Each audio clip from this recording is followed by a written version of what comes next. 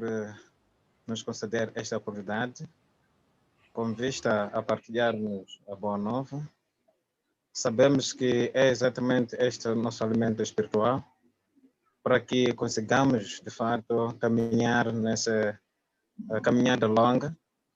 Sabemos que estamos neste mundo em que todos os dias enfrentamos vários obstáculos, por isso precisamos estar perto de seu Senhor, ouvindo a sua palavra, que possa nos encorajar para que continuemos a caminhar segundo a sua vontade, Senhor. Estamos neste momento iniciando essa missa, pedimos que esteja conosco, guie, oriente, dê mais sabedoria o nosso pregador de hoje, para que possa exatamente falar aquilo que é a vontade do Senhor, aquilo que é exatamente a sua palavra. Em nome de Jesus Cristo, estamos a iniciar, pedimos que esteja conosco. Amém. Amém. Eu vou pedir para Luizinho iniciar a gravação, parece que já está gravando. Eu vou desligar os microfones dos irmãos para que seja mais edificante. Então, queria fazer essa pergunta aos irmãos. Quando é que Jesus vai voltar? É uma pergunta difícil, não é? Inclusive, cada vez que vier para a planeta Terra alguma tragédia ou guerra ou alguma coisa bem significante, teólogos estudiosos começam a profetizar que o fim do mundo está chegando, né? Nós estamos nos últimos dias e esse tipo de coisa. Isso vem acontecendo todos estes tempos desde, né, o início desse milênio. Um exemplo é um certo tal chamado Montano pregava na Turquia, mais ou menos no ano 1506, depois do nascimento de Cristo. Ele dizia que a volta de Cristo aconteceria naquela época, não é? 153 DC. Falhou, não é? Ele adivinhou, profetizou e falhou. Muitos anos depois veio outro homem, Tomás Müntzer, no ano 1525. Ele achou que era na época dele. E é muito sério, não é? Ele conduziu uma grande revolta. Todos os seus seguidores foram mortos. Falhou novamente. Depois de muitos anos, veio um certo William Miller, fundador da Igreja Adventista. Ele disse em 1840 que Jesus voltaria no dia 21 de março, ou entre 21 de março, 1843 e 21 de março, 1844. Ele tinha 100 mil seguidores. E quando a sua profecia falhou, então ele novamente adivinhou que no dia 22 de outubro de 1844 seria o dia da volta de Jesus. Falhou novamente. Mesmo assim, levantou por essas profecias erradas a Igreja Adventista que existe até hoje, mesmo com essas falhas tão grandes do início. Alguns anos depois, chegou um certo tal chamado Charles Russell, da Igreja Testemunha de Jeová. Ele adivinhou que Jesus voltaria em 1914. Falhou. Depois, adivinhou que Jesus voltaria em 1940. Falhou. Depois, adivinhou que voltaria em 1975. Falhou. Mesmo assim, ainda nós temos a Igreja Testemunhas de Jeová.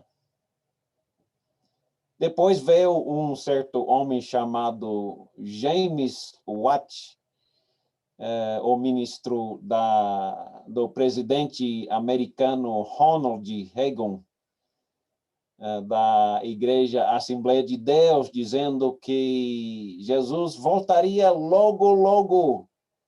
Falhou. Quantas vezes, né? Pessoas estão tentando adivinhar. Depois veio um Edgar Whisenant. Ele escreveu um livro chamado 88 Razões que Jesus voltará no ano 88. Falhou. Ele dizia que Jesus voltaria no dia 13 de setembro de 1988. Certamente passava grande vergonha, porque né, profetizou e nada aconteceu. A verdade também é que muitas seitas, religiões, por causa dessas profecias, muitas profecias do fim de tempo, acabaram em grandes tragédias e massacres. Muitas pessoas morreram por causa de falsas profecias do fim do mundo, do dia do juízo. Veio um jovem profeta Bang Ik-a, da missão mundial Taberá. E ele adivinhou que seria no dia 28 de outubro de 1992, a 0 hora. Também falhou. Havia também um filme americano chamado Portão dos Céus. Um filme que foi produzido em 1980. Ele profetizou que o fim do mundo viria atrás da cometa Halley e que viria depois um disco voador para levar os fiéis aos céus. Era uma coisa muito séria. Esse filme foi rejeitado em muitos países e, se não me engano, é quase eliminado esse filme. 39 pessoas se suicidaram de tão sério que eles eram dessa profecia. Sem dúvida, muitos, centenas de profetas falsos, é claro, profetizaram que o juízo final seria no ano 2000. Também falharam. Mesmo assim, ficamos com essa questão: quando é que Jesus vai voltar? E Jesus dá uma resposta clara sobre essa questão. Jesus vai responder o que ele tem para responder, e nós, como seguidores fiéis, vamos ouvir e aceitar o que Jesus disser. Por exemplo, Jesus diz, em Mateus capítulo 24 e versículo 11. Esse telefone, que coisa. Mateus 24 é o capítulo que mais confunde as pessoas. Então, por causa disso, temos que dar uma olhada nessa lição, se Deus nos permitir, uma boa explicação. E há uma explicação tão simples e clara e óbvio, não é? Só que é um pouco difícil para nós acreditarmos. Mas temos que acreditar. É a própria palavra de Jesus, não é? Então, Mateus 24 e versículo 11 diz: surgirão muitos falsos profetas e enganarão a muitos. E nós sabemos que é puramente a verdade. Muitos falsos profetas já enganaram muitos, muitos se suicidaram, muitos fizeram revolta e morreram, não é? Observa também em Mateus capítulo 7, um versículo que conhecemos muito bem, Mateus 7, versículos 21 até 23. Observa. Jesus diz: nem todo aquele que me diz Senhor, Senhor, entrará no reino dos céus, mas apenas aqueles que faz a vontade de meu Pai que está nos céus.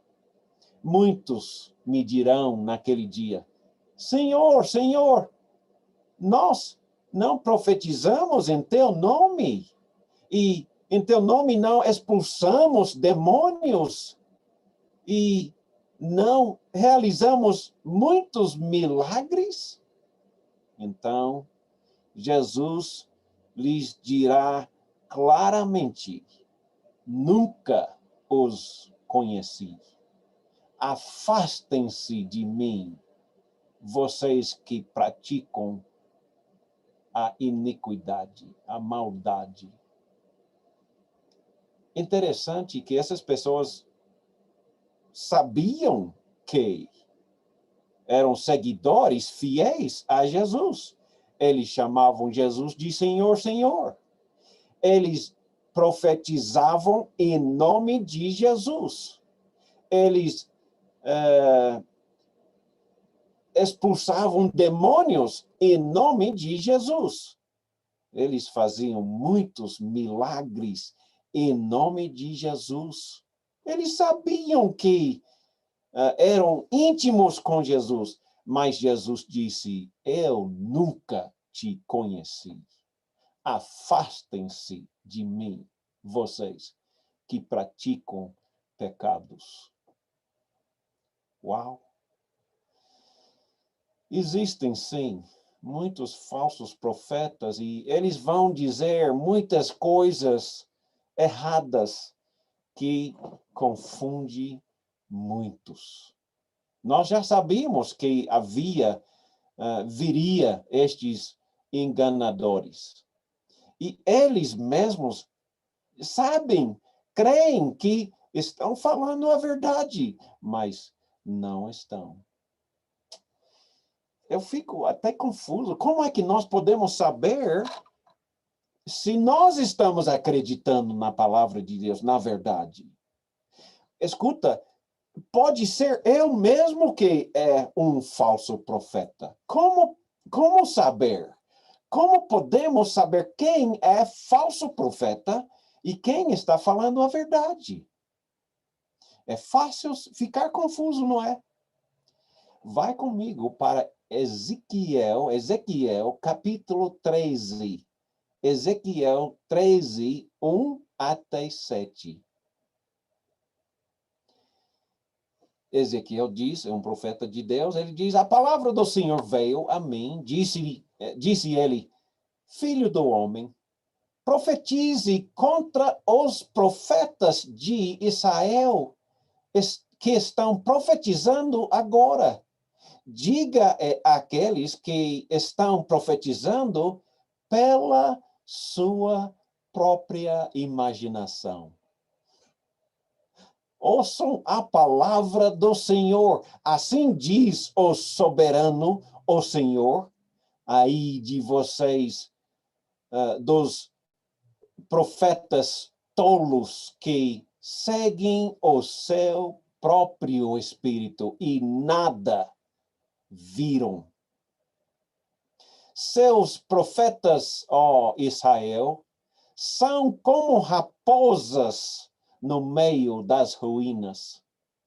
Vocês não foram consertar as brechas do muro para a nação de Israel, para que eles pudessem resistir firme no combate no dia do Senhor. Curioso essa expressão, né? O dia do Senhor. Veremos mais. Ele continua dizendo aos falsos profetas: suas visões são falsas e suas adivinhações mentira. Dizem palavra do Senhor, quando o Senhor não os enviou. Não é? Contudo, esperam que as suas palavras se cumpram. Acaso vocês não tiveram visões falsas e não pronunciaram adivinhações mentirosas quando disseram palavra do Senhor, sendo que eu não te falei nada? Muitas pessoas falam apenas as coisas deles, não as coisas do Senhor, as coisas da sua imaginação, não as palavras recebidas do Senhor. Mesmo assim, como podemos saber qual é o profeta falso e qual o verdadeiro? Vamos para Deuteronômio, quinto livro do Velho Testamento, Deuteronômio 18, versículo 19 até 22. Deuteronômio 18, 19 a 22. Se alguém não ouvir as minhas palavras que o profeta falará em meu nome, eu mesmo lhe pedirei contas. Mas o profeta que ousar falar em meu nome alguma coisa que eu não lhe falei, eu não lhe ordenei, ou que falar em nome de outros deuses, terá que ser morto. Mas, talvez, vocês perguntem a si mesmos, como saberemos se uma mensagem não vem do Senhor? Se o que o profeta proclamar em nome do Senhor não acontecer, nem se cumpre. Essa mensagem não vem do Senhor. Aquele profeta falou com presunção. Não tenham medo dele. Então, como saber qual é o profeta verdadeiro e qual é o falso profeta? Se um profeta falar alguma coisa ou profetizar alguma coisa e não acontecer, ele é falso profeta. Não tenha medo dele. É a palavra de Deus em Deuteronômio. Também, hoje em dia, nós temos muitas pessoas que têm, ou dizem, né, que têm recebido uma mensagem de Deus, uma revelação de Deus e tal. Como, ainda mais, podemos saber se é falso profeta ou profeta legítimo, verdadeiro. Gálatas, capítulo 1. No meio do Novo Testamento, Gálatas 1, versículos 6 até 9. O apóstolo Paulo disse aos Gálatas: admiro-me que vocês estejam abandonando tão rapidamente aquele que os chamou pela graça de Cristo para seguirem outro evangelho, que, na realidade, não é outro evangelho. O que ocorre é que algumas pessoas os estão perturbando, querendo perverter o evangelho de Cristo. Escuta muito bem. Mas ainda que nós, o apóstolo Paulo, nós, os apóstolos, não é? Ou pode estar falando sobre nós, os companheiros de evangelismo nessas jornadas de Paulo, né? Lucas, Timóteo, Tito, Barnabé, Silas, né? Muitos outros que muito acompanhavam Paulo. Mesmo que nós, ou mesmo se um anjo dos céus pregue evangelho diferente daquele que lhes pregamos, tempo passado, nós pregamos, né, no passado. Nós, Paulo e seus companheiros, os apóstolos, o que eles pregaram, não é? Se alguém vai pregar qualquer coisa diferente ou que vai além do que já pregamos, ou seja, no primeiro século, alguma coisa qualquer que vai além ou que seja diferente do que Paulo e seus companheiros pregaram no passado, que seja amaldiçoado, ou seja, condenado ao inferno, não é? O próprio apóstolo Paulo disse: mesmo se eu, ou João, ou Mateus, ou Silas, ou Timóteo, ou qualquer outro diz que recebeu alguma mensagem de Deus, alguma revelação de Deus, e essa revelação vai além ou que seja diferente do que Paulo e seus companheiros no primeiro século ensinaram, pregaram, que ele seja condenado ao inferno. Mesmo se fosse um anjo dos céus. Uau, não é? Que coisa! Então, eu fico curioso, né, sobre as profecias, especialmente as profecias sobre quando é que Jesus voltará. Quando será o fim do mundo e o dia de juízo? Porque essas palavras são bem fortes, não é? Não haverá nenhuma outra revelação que vai modificar de qualquer maneira o evangelho pregado por Paulo e seus companheiros no primeiro século. Nada nova será revelada. E quem revela ou diz que recebeu revelação de Deus, desculpe, não vai acontecer. Os próprios apóstolos já disseram, não vai acontecer. Talvez você já ouviu pessoas dizendo, eu penso que Deus me falou alguma coisa. Desculpe, eu não acredito. Não é? É assim que eu entendo essa passagem. Mas mesmo assim, hoje em dia, muitos dizem, né, que Deus, ou que o Espírito Santo me revelou alguma coisa se essas coisas não concordam com o que o Espírito Santo já falou no primeiro século. Desculpe. Essa pessoa, mesmo um anjo dos céus, é condenado, amaldiçoado. Temos que ter grande cuidado com pessoas. Honestamente, eu digo para você, eu posso estar falando fábulas inventadas por mim, não é?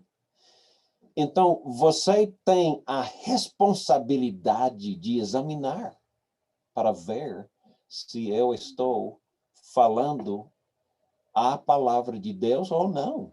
Atos 17, versículos 10 a 11, o apóstolo Paulo, se lembra, falou sobre os bereanos, que eram mais nobres, porque examinavam as escrituras todos os dias para ver se Paulo estava ensinando o que concordava com as escrituras. Até naquele tempo era o Velho Testamento, não é?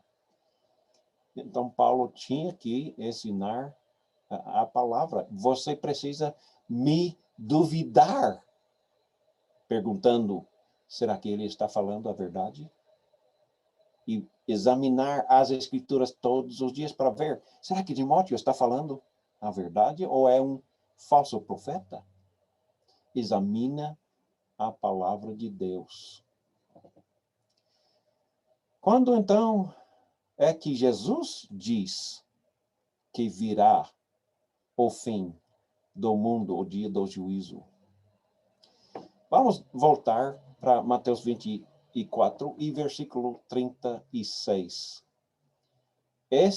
Na minha opinião, esse versículo é crítico para entender a confusão, aparente confusão desse trecho todo. Preste bem atenção. O próprio Jesus está falando, não é? Mateus 24, versículo 36, diz, mas daquele dia, ele tinha falado sobre esse dia, agora ele muda daquele dia. Estamos falando sobre outro assunto, que vamos examinar mais tarde. Mas daquele dia e hora, ninguém sabe. Eu lhe pergunto, alguém sabe? Se você acredita nas palavras de Jesus, você sabe que ninguém sabe. O que talvez seja ainda mais difícil para nós acreditar é as seguintes palavras. Ninguém sabe, nem os anjos do céu, nem o Filho. O próprio Jesus disse, nem eu sei, não é? Nem os anjos do céu, nem mesmo o Filho. Unicamente, Jesus diz, unicamente meu Pai. Ou seja, Deus Pai sabia aquela hora, aquele dia. Deus sabe agora mesmo, aquele dia, aquela hora. Os apóstolos não sabiam. Eles podiam ter escrito muitas coisas, mas Jesus garante, ninguém sabe, senão unicamente o Pai. Marcos 13, versículo 32, ou Mateus 24, 36. Aqui tem evangelhos paralelos, passagens paralelas. Se alguém diz que sabe, está mentindo, simplesmente. Voltando novamente para Atos capítulo 17, como nós vimos os bereanos, mas versículo 30, Atos 17, versículo 30, diz, mas Deus, Paulo falando aqui para os atenienses, Deus, não tendo em conta os tempos da ignorância, anuncia agora a todos os homens em todo lugar que se arrependam, porquanto tem determinado um dia em que com justiça há de julgar o mundo. Ou seja, Deus, o Pai, tem determinado um dia. Ele já tinha escolhido aquele dia. Não sei quando é. Se eu dissesse que eu sei, eu seria mentiroso. Ele vai julgar com justiça o mundo por meio do homem que destinou Jesus. E disso deu certeza a todos, ressuscitando Jesus dentre os mortos. Então, vemos que o dia foi marcado já há muito tempo. Deus unicamente sabia. Se Jesus agora sabe que agora está junto com o Pai, não sabemos. Ele não explicou essa parte, mas pelo menos naquele dia, quando Jesus falou, Jesus disse, unicamente meu Pai é que sabe o dia e a hora. E Paulo concordou, Atos 17.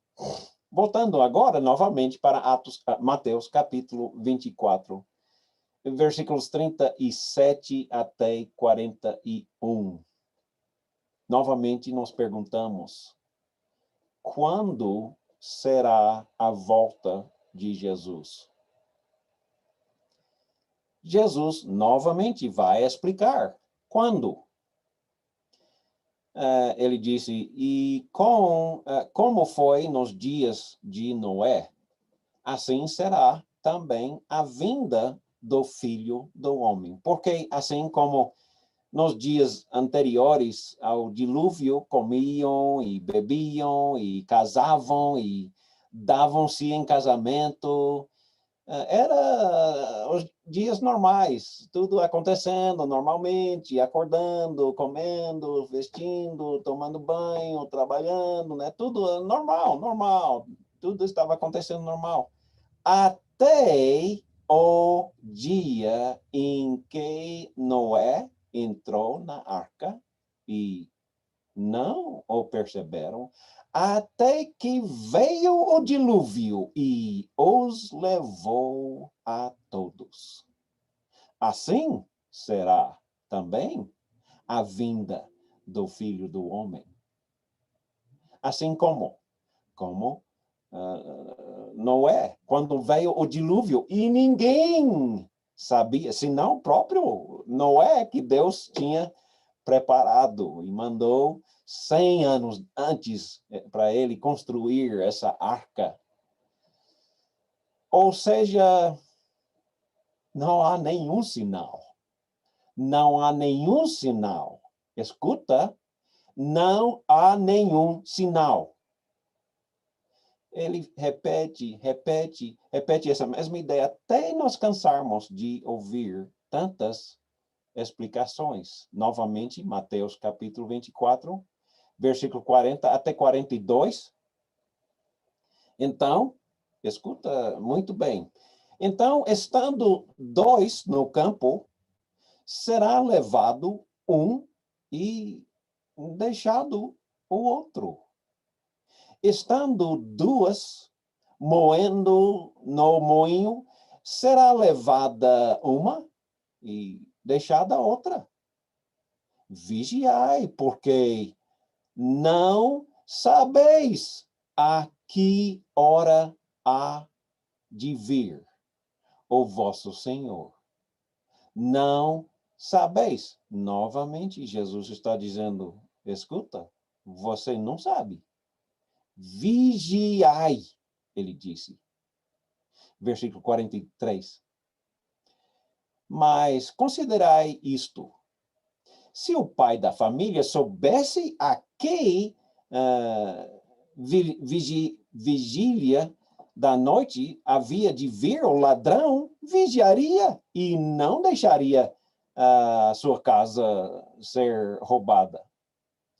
Por isso, estai vós apercebidos também, porque o Filho do Homem escuta, o Filho do Homem há de vir, a hora em que não penseis. Você está pensando que ele vem agora? É por isso que ele não vem agora, não é? Ele vem na hora que você não está esperando ele vir. Sabe que hora? Não. Sabe o dia? Não. Ele diz, vigiai, vigiai, estejam prontos, sempre prontos, porque não sabe quando ele vem. Eu antigamente, em cima do meu escritório, tinha as palavras escritas. Talvez hoje, uma coisa curiosa, né? Pessoas me perguntavam, hoje, o que é? Eu disse, talvez hoje Jesus voltará.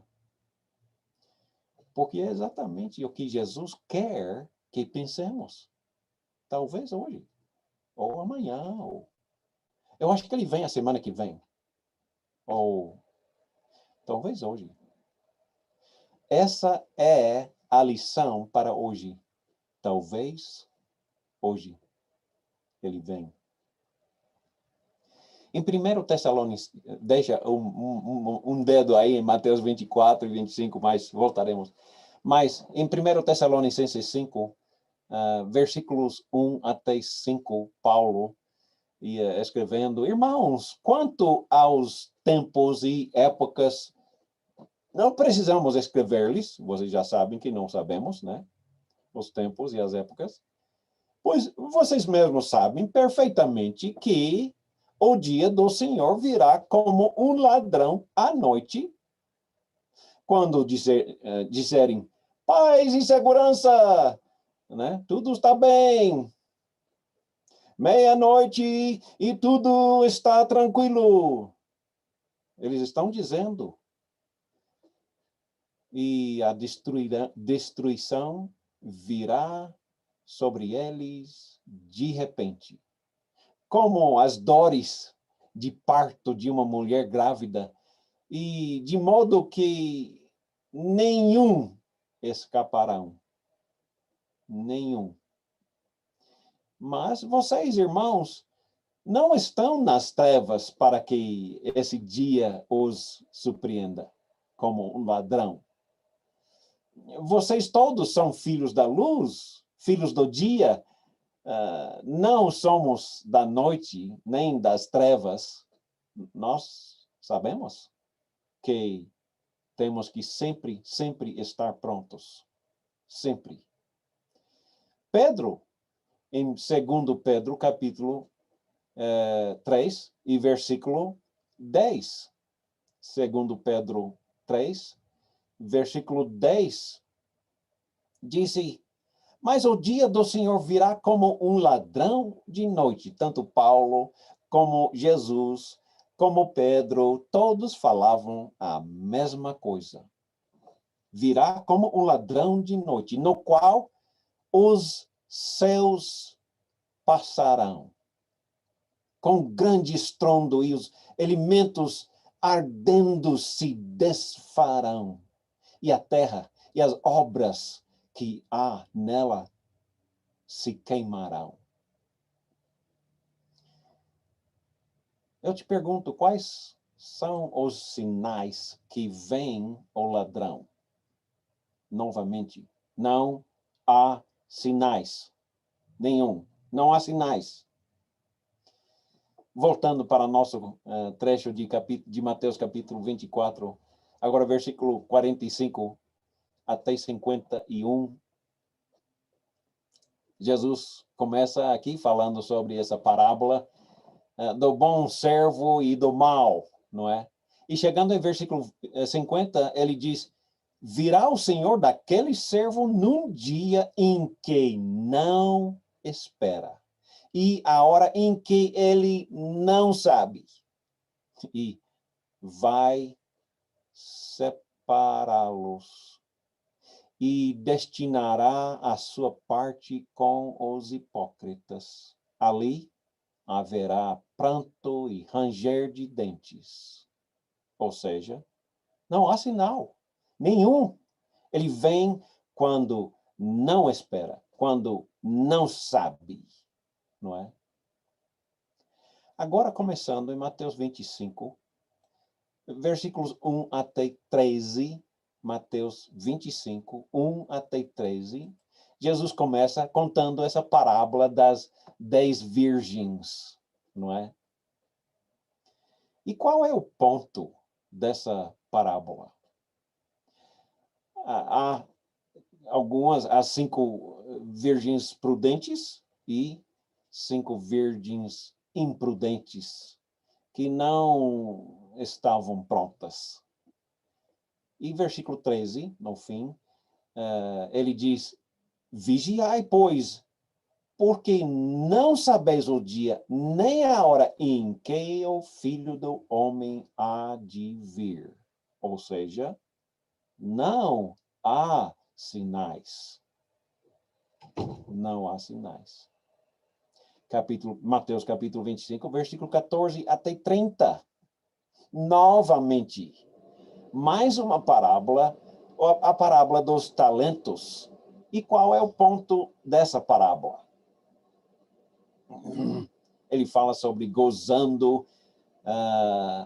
gozo eterno será para os que estão fazendo o que o Senhor mandou quando ele voltar. Trevas, choro e ranger de dentes para sempre, para todos os que não estão fazendo o que o Senhor mandou quando ele voltar. Versículo 19. E muito tempo depois veio o senhor daquele servo e fez contas com eles. Muito tempo depois. Então, quando é que ele vem? Realmente não sabemos. Talvez a semana que vem. Mas a mensagem de Jesus para você e eu é: talvez hoje estejam todos prontos para a vinda dele. Jesus disse: não sabe quando ele volta. Os profetas de hoje dizem: eu sei. Estão mentindo, simplesmente. Eu não entendo como uma igreja pode existir seguindo um profeta que disse: eu sei, falhou. Eu sei, falhou novamente. Eu sei, falhou novamente. É uma coisa muito engraçada. Mas é a fundamento de muitas religiões modernas. O terceiro ponto é sobre os fins e o fim. Essa é o problema, não é? Nós temos esse problema por causa de um fim e os fins. Ou seja, quando a Bíblia fala sobre o fim, nós temos que perceber que há claramente mais de um fim. Abre comigo em Mateus capítulo 23 e vamos observar o contexto. Esse contexto tão complicado que é tão cheio de... É difícil entender. E é difícil porque nós não observamos o contexto, certo? Observe comigo, Mateus 23. Nós estamos voltando antes para ver o que estava acontecendo, não é? Vamos nos colocar dentro do contexto para ver o que está acontecendo quando Jesus começa a explicar todas essas coisas. Guerras, rumores de guerras, está acontecendo. E por isso, pessoas ficam todo confusas, porque eles não observaram o contexto. Observe comigo, Mateus 23, começando em versículo 35 até capítulo 24, versículo 5. É um trecho muito importante para pegar o fundo. O que está acontecendo quando Jesus começa a responder estas perguntas? Não é uma só pergunta. Isso é crítico. Há várias perguntas e Jesus não está falando sobre um fim, mas dois fins, não é? Então, é por isso que nós ficamos todo confusos. Observe comigo, Mateus 23, 35. Jesus dizendo: por causa disso, vocês é que receberão o castigo por todas as pessoas inocentes que os antepassados de vocês mataram. Desde o justo Abel até Zacarias, filho de Barrabaquias, o qual vocês mataram, falando sobre os fariseus, escribas, aqueles líderes dos judeus no tempo de Jesus, o qual vocês mataram entre o santuário e o altar. Digo a verdade a vocês, são as pessoas desta geração que receberão castigo por todos estes pecados. Jesus falando aos fariseus, aos líderes dos judeus daquele tempo, certo? Agora, ele diz, vocês receberão castigo por matar os profetas enviados por Deus para falar a vocês. E vocês não apenas recusaram, rejeitaram, mas mataram eles. Mateus 24, versículo 1.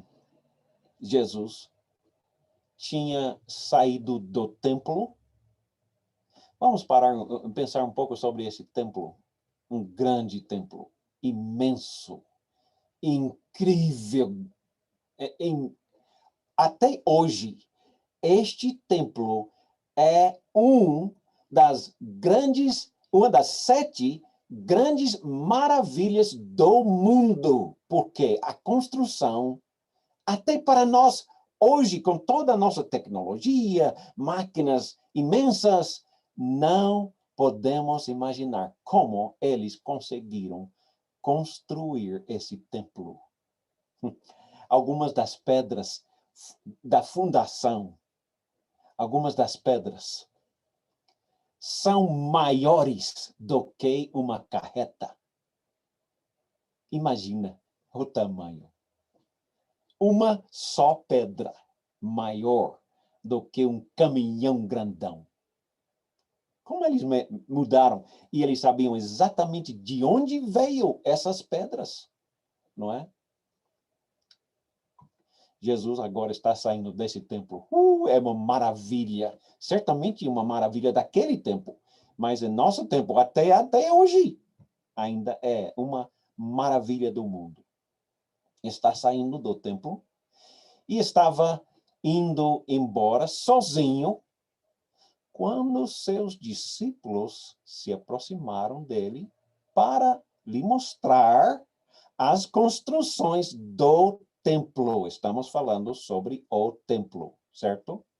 E lembra-se de que Jesus acaba de profetizar aos líderes dos judeus daquele tempo que eles receberão castigo.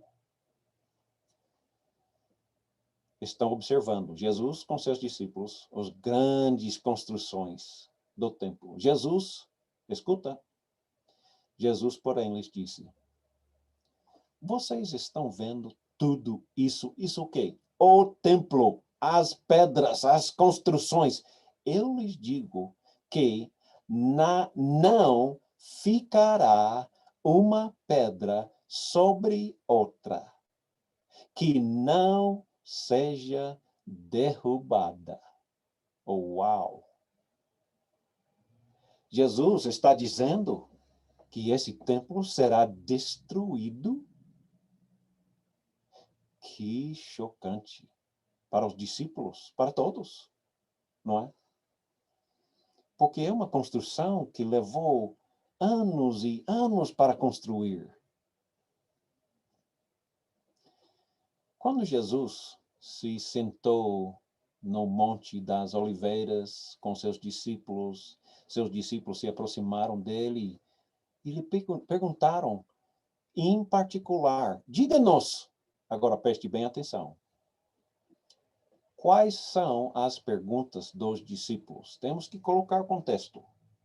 3 pontos importantes. Primeiro, Jesus profetiza o castigo dos judeus. Segundo, estão observando o templo. E estão observando o templo, Jesus diz, será totalmente destruído, não é? E terceiro, os apóstolos fazem perguntas. Quais são as perguntas? São mais de uma pergunta. Temos que prestar bem atenção. Primeiro, ele diz, os discípulos dizem, quando essas coisas vão acontecer? Quais coisas? A destruição do templo. Essa é a pergunta. Por favor, não esqueça quais as perguntas que Jesus vai responder, certo? A maioria deles simplesmente nem leem a Bíblia. Não leem o contexto para ver sobre o que Jesus está falando. Segundo, qual será o sinal que mostrará que chegou o tempo da sua vinda? Escuta. Primeiro, sobre a destruição de Jerusalém e sobre a vinda de Jesus. Há uma terceira pergunta. E qual será o sinal do fim do mundo? 3 perguntas. Preste atenção. Jesus vai responder 3 perguntas? E vai ficar todo confuso. Ele está falando sobre qual das perguntas? Você não vai saber. Nem eu vou saber. Por quê? Porque o próprio Jesus disse, eu não sei quando será o fim do mundo. É por isso que ele falou todas aquelas parábolas, dizendo, não sabemos, não há nenhum sinal, não sabemos quando, não há nenhum sinal. Não é? Então, nós começamos a observar claramente, de repente, tudo fica claro. Agora eu entendi sobre todas essa sinal, aquela outra sinal, aquele outro sinal. Ainda não está chegando, mas está as coisas iniciais, né? Isso tem que acontecer antes. Ele fala muitos sinais, sinal, sinal, sinal, sinal. Não é uma lista de sinais. E, de repente, isso é um sinal da destruição de Jerusalém? Ou isso é um sinal da destruição, o fim do mundo? Isso é como eles vão saber? Nem Jesus sabe. Ele disse, você acredita? Quando Jesus diz, eu não sei, você acredita que ele realmente não sabe? É claro. Temos que acreditar na palavra de Jesus. Ele disse que não sabe porque ele não sabia. Vamos acreditar. Tudo bem. É um pouco difícil, talvez, para nós acreditarmos quando Jesus diz, eu não sei. Ele mesmo não sabia. Nós temos que acreditar. Por isso, fica confuso. Será que Jesus sabia que o fim de Jerusalém também seria o fim do mundo? Certamente os discípulos esperavam isso, não é?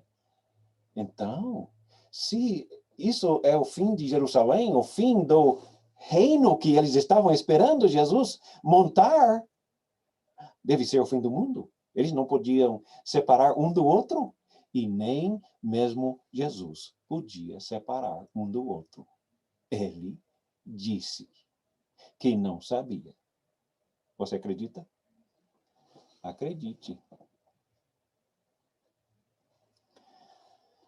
Então, Mateus capítulo 24, versículo 4. Jesus, então, lhes respondeu: tome cuidado, para que ninguém os engane. Eu digo isso porque muitas pessoas virão em meu nome dizendo, eu sou o Cristo, e enganarão muita gente.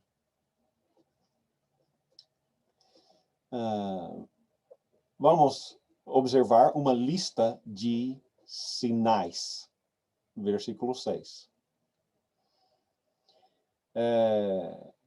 Versículo 6 diz, e ouvireis de guerras e rumores de guerras. Estamos falando sobre o fim do mundo? Não. Não estamos.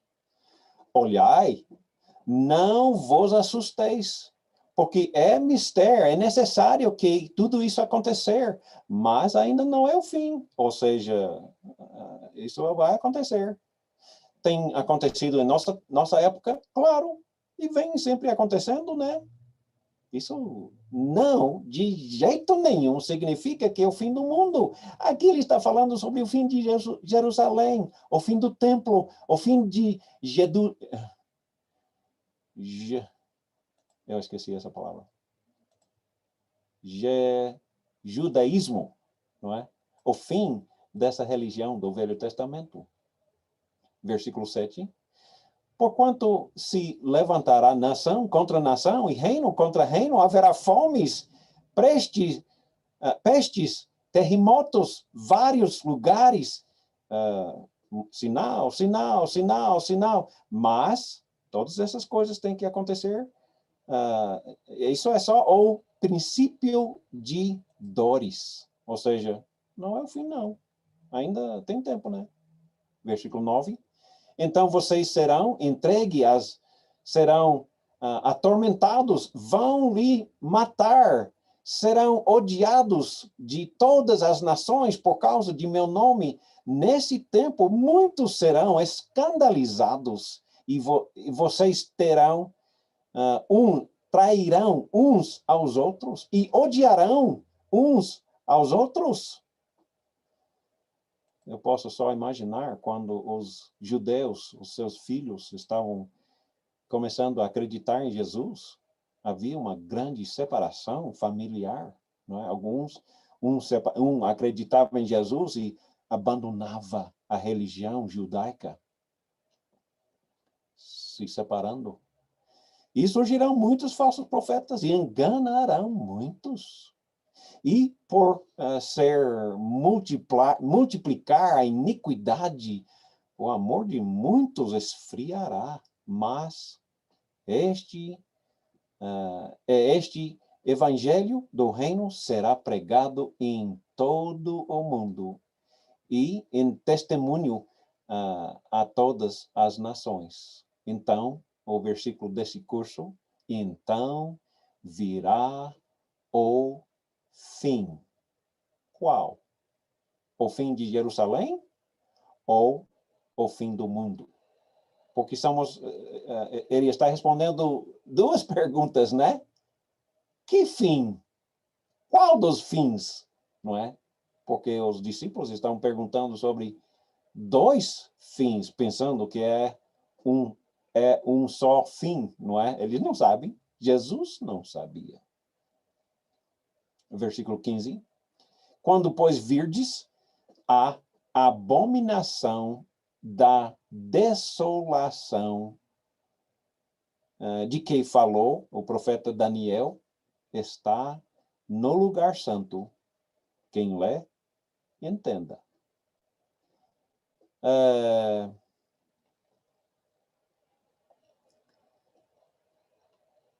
Nós estamos já com nosso tempo esgotado. Eu estou pensando em dar uma parada aqui, porque nós chegamos a um ponto importante. Um ponto onde vamos começar a ver coisas. Ele está falando sobre o fim de Jerusalém, o fim do mundo, porque fica todo confuso, não é? Vamos parar aqui e começar na semana que vem, nesse mesmo ponto, porque é uma lição um pouco grande, porque ainda não observamos o trecho da história do ano 70. Aqui é o ano 30, aproximadamente, né? E Jesus está falando, 40 anos depois, vai acontecer tragédia em Jerusalém, ok? Então, vamos observar que o tema da lição de hoje, talvez hoje, provavelmente